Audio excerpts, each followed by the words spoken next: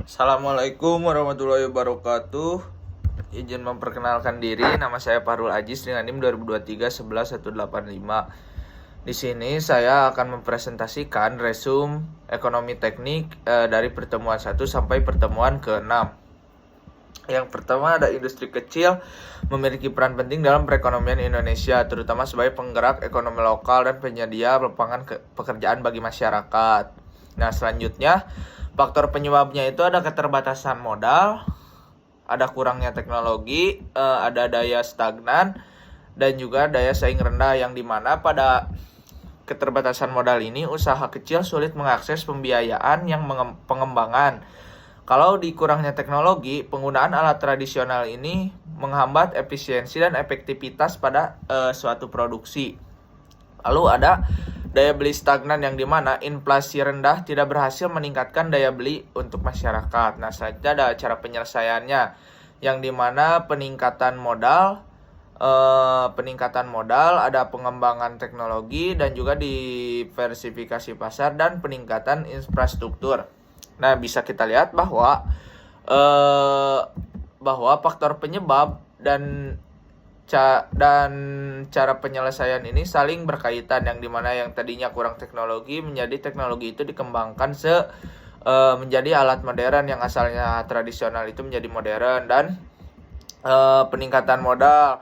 Jadi si pengusaha kecil ini kemitraan dengan lembaga keuangan untuk akses kredit yang lebih baik.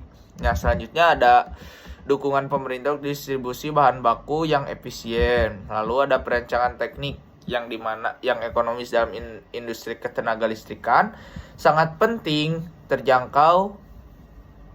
efisien dan terjangkau. Lalu ada aspek perancangan teknik ekonomis, yang dimana yang pertama itu ada prinsip biaya yang rendah dan peramalan kebutuhan energi. Lalu latar belakang di sini sektor ketenaga listrikan, yang dimana sektor ketenaga listrikan ini adalah salah satu sektor utama yang menunjang perekonomian dan pembangunan nasional. Lalu ada meningkatnya kebutuhan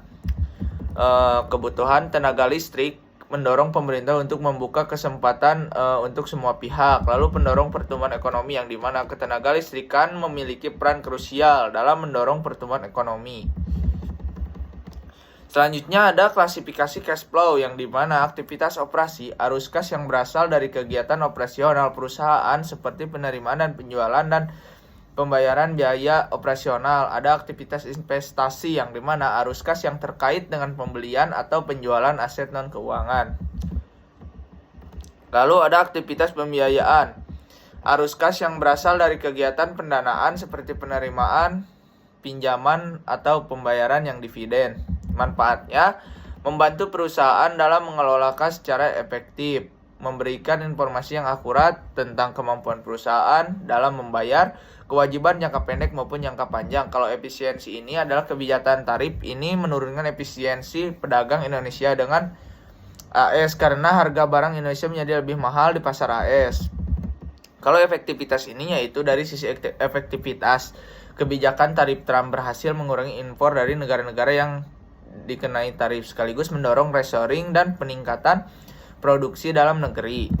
Selanjutnya ada optimasi, yang dimana optimasi ini adalah untuk mengoptimalkan dampak negatif dari kebijakan tarif ini. Pemerintah Indonesia melakukan berbagai langkah strategis. Yang pertama meningkatkan impor, yang kedua melakukan reformasi, yang ketiga mendorong diversifikasi, yang keempat memperkuat serapan mineral dalam negeri yang mendukung industri, yang kelima memanfaatkan peluang relokasi investasi manufaktur dari negara lain. Sekian presentasi dari saya. Wabillahi taufiq wal hidayah. Wassalamualaikum warahmatullahi wabarakatuh.